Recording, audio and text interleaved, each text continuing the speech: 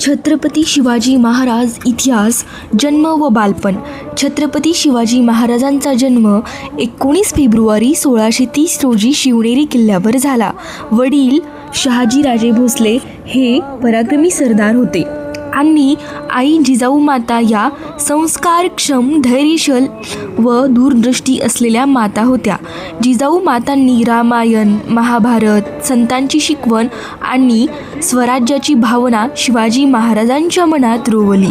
स्वराज्याची संकल्पना त्या काळात महाराष्ट्रात आदिलशाही, निजामशाही व मुघल सत्तेचे वर्चस्व होते. सामान्य जनतेवर अन्याय होत होता. हिंदवी स्वराज्य ही संकल्पना शिवाजी महाराजांनी मांडली.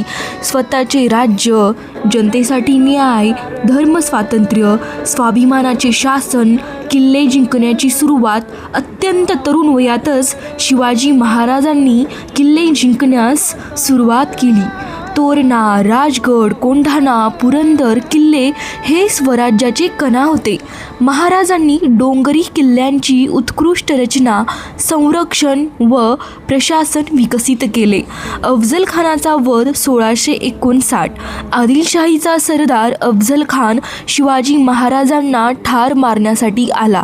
प्रतापगडावर भेटीत शिवाजी महाराजांनी स्वसंरक्षणात अफझल खानाचा वध केला. ही घटना मराठा सामर्थ्याचे प्रतीक ठरली. शाहिस्ते खानाची मोहीम. मुघल सरदार शाहिस्ते खान पुण्यात लाल महालात राहत होता. शिवाजी महाराजांनी रात्री अचानक हल्ला करून शाहिस्ते खानाची बोटे कापली. मुघलांना जबर धक्का दिला. ही गनिमी काव्याची सर्वोत्तम उदाहरण आहे. आग्र्याहून सुटका. 1666. औरंगजेबाने शिवाजी महाराजांना आग्र्याला कैद केले, परंतु बुद्धी, धैर्य आणि नियोजनाने फळांच्या पेट्यांतून पलायन करून महाराज सुरक्षित परतले. ही घटना जगप्रसिद्ध राजनैतिक विजय मानली जाते. राज्याभिषेक 1674. 6 जून 1674 रोजी रायगडावर शिवाजी महाराजांचा राज्याभिषेक झाला. ते छत्रपती शिवाजी महाराज झाले. हा स्वराज्याचा अधिकृत जन्म होता.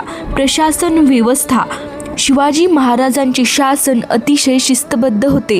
अष्टप्रधान मंडळ, शेतकऱ्यावर अन्याय नाही, महिलांचा सन्मान, लूटमार, बलात्कारास कडक शिक्षा, धर्मस्थळांचे संरक्षण, आरमार व नौदल.